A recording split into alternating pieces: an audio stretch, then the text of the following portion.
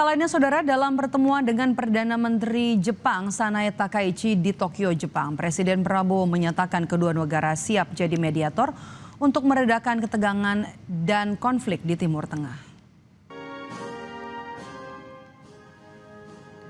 Pertemuan bilateral kedua pemimpin dan delegasi kedua negara berlangsung di Akasaka Palace, Tokyo, Jepang, Senin waktu setempat.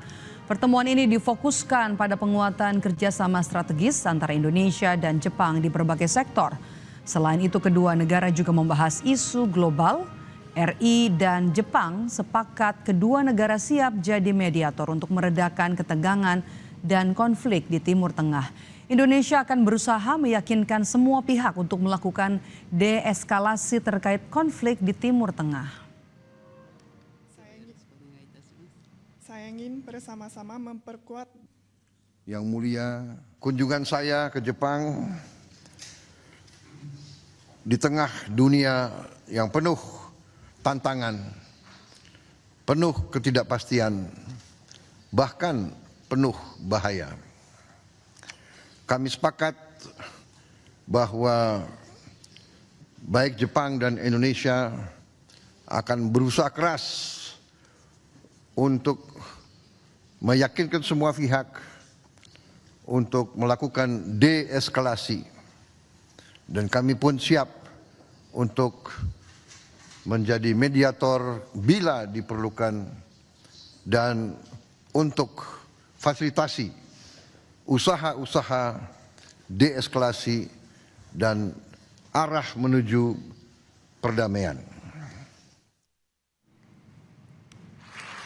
Sementara itu, pemerintah dijadwalkan akan mengumumkan kebijakan baru mengenai skema kerja work from home atau WFH pada Selasa malam waktu Jepang. Informasi ini didapat dari undangan konferensi pers yang akan disampaikan oleh Kemenko Perekonomian terkait kebijakan-kebijakan pemerintah dalam menyikapi kondisi geopolitik global saat ini.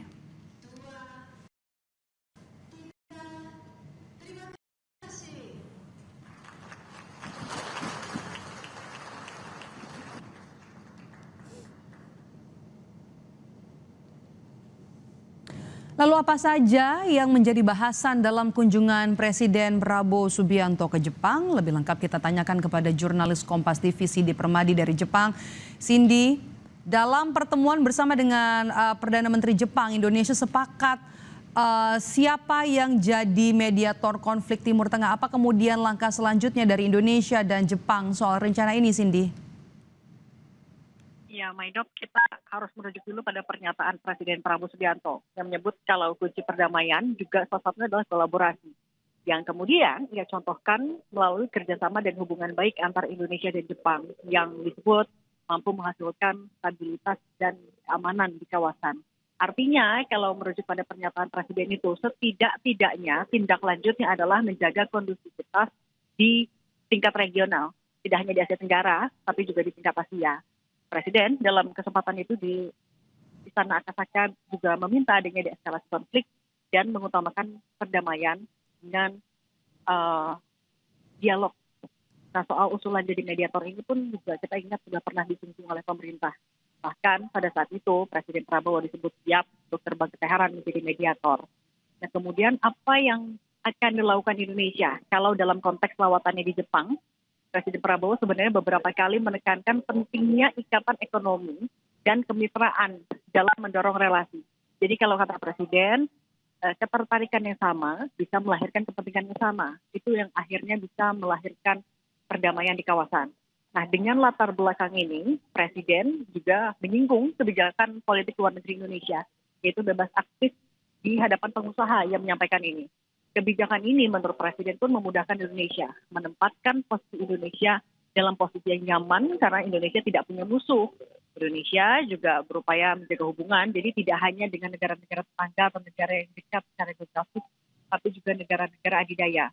Nah, sempat disinggung juga dengan kondisi global yang tidak pasti ini, Presiden bilang Indonesia pun akhirnya berkomitmen untuk mempercepat transisi energi hijau dan energi baru terbarukan, misalnya menggeser dan menjalin kerjasama energi nuklir. Dan di Jepang dari Business Forum Indonesia, juga Indonesia dapat oleh investasi 380 triliun rupiah yang 95%-nya adalah sektor energi, Maidop. Oke, baik. Baik, terima kasih laporan Anda dari Jepang, jurnalis Kompas TV Cindy Permadi.